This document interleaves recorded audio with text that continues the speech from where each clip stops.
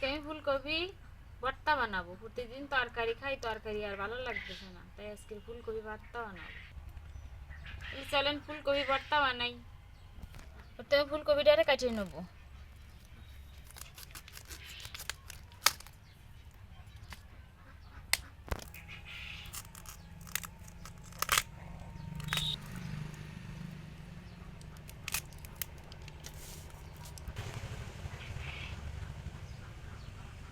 এগুলো এরকম ছোট ছোট করে কাটিয়ে নেবো।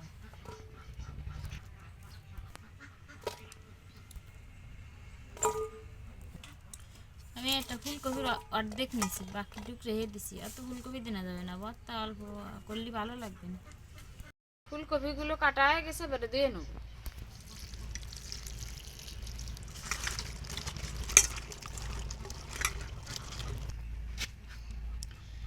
এবার 2-3 বার করে জল দিয়ে ভালো করে ধুয়ে নিতে হবে।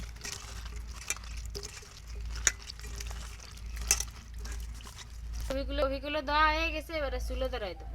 চুলো ধরানো হয়ে গেছে, ফুলকপি সিদ্ধ করার জন্য জল দিয়ে দেবো। জল গরম হয়ে গেছে, আমি ফুলকপিগুলো দিয়ে দেবো। একটু সিদ্ধ করার জন্য একটু রেখে দেবো।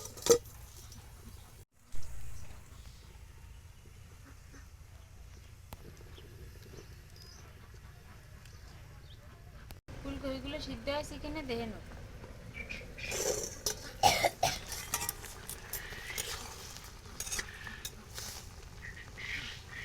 ফুলকপিগুলো সিদ্ধ হয়ে গেছে, ভালো করে সিদ্ধ করে না নিলে আবার মাখানো যাবে না। সিদ্ধ হয়ে গেছে, ফুলগুলো সিদ্ধ হয়ে গেছে, নামাই নেবো। কি করি, ফুলকপি ভর্তা বানানোর জন্য পেঁয়াজ, রসুন আর শুকনো জাল ভেজে নেব। এর কড়াইতে তেল দিয়ে দেবো, জাল কটা ভেজে নেব। ভাজা হয়ে গেছে, এবার উঠে নেবো। এবার দিয়ে দেবো, ডাল ভাজা হয়ে গেছে, এবার রসুন কাটা ভেজে নেব। হালকা ভাজা হয়ে গেছে, এবার দিয়ে দেবো পেঁয়াজ কুচি।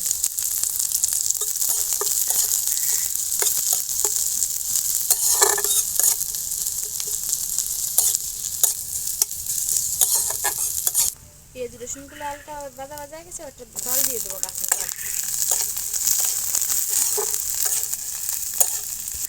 এই যে আমার সব পেঁয়াজ রসুন আর কাঁচা জলটা ভাজা হয়ে গেছে, এবার নামাই নেব।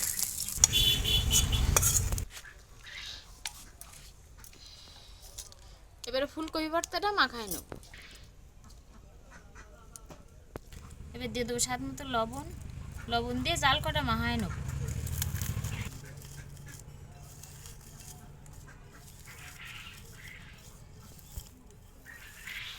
এই যে আমার জাল মাখানো হয়ে গেছে, এবারে পেঁয়াজ রসুন আর কাঁচা জালটা এর সাথে মাখায় নেব।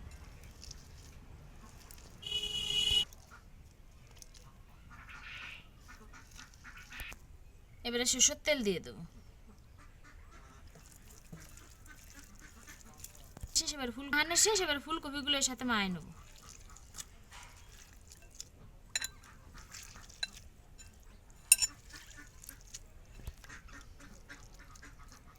এই ফুলকপিগুলো আগেতে চেপে নিচ্ছি, এবার এর সাথে দিয়ে দেবো।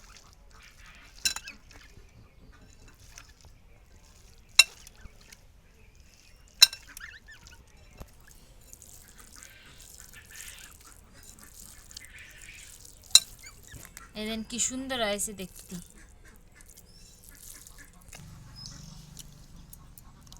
খাতিও সেই স্বাদ হয়েছে। আপনারা একদিন বাড়িতে বানায় খেয়ে দেখবেন।